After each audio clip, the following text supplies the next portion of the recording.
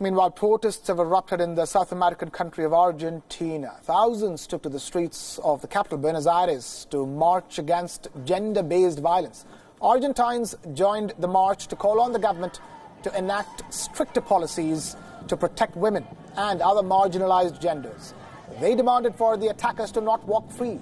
Demonstrators used the hashtag like "Not One Less" and "We Want Us Alive" to promote the movement on social media.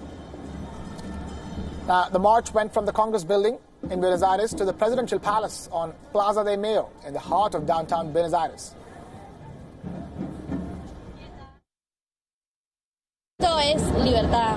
Ni una menos impuso un nuevo pensamiento de lo que nos pasaba a nosotras.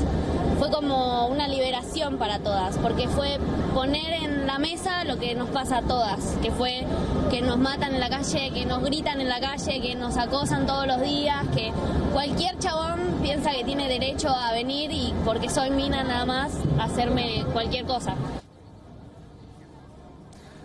4 years ago, the country saw demonstrations for women and members of the LGBT community. They protested to put an end to the killings of women, which have not abated despite increased public awareness. Women of all ages were seen sporting the green scarves that have become the symbol of the abortion rights movement. Purple scarves were waved for women's rights. A national registry by the Supreme Court says that more than 278 cases were recorded of gender-based violence in Argentina last year. Cada cantidad de horas tenemos una nueva muerta y las políticas que toma el Estado sobre toda esta gestión no son suficientes. Entonces el reclamo sigue siendo exactamente el mismo que hace 4 años que esta gran movilización comenzó. Lo que sí veo de diferencia es que cada vez somos más, que nuestra parte está en la calle, no tenemos ni los ministerios, ni las secretarías, ni los tribunales, las calles son nuestras. Meanwhile, Sudan continues to be on the boil as 35 protesters have been killed and hundreds have been injured after Sudanese forces raided a camp of protesters in capital Khartoum.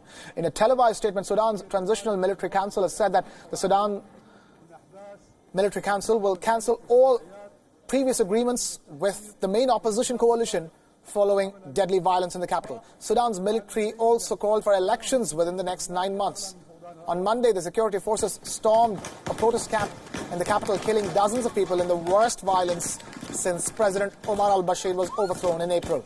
The protest group accused the ruling military council of trying to break up the camp, calling the action a bloody massacre.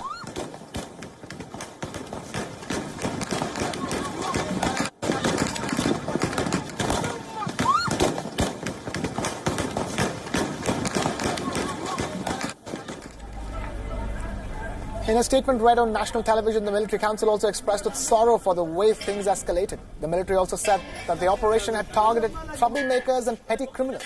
Sudan's military have been condemned for their violent attacks on protesters.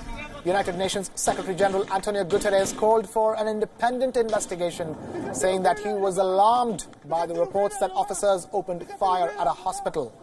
The US also condemned the attack, calling it brutal.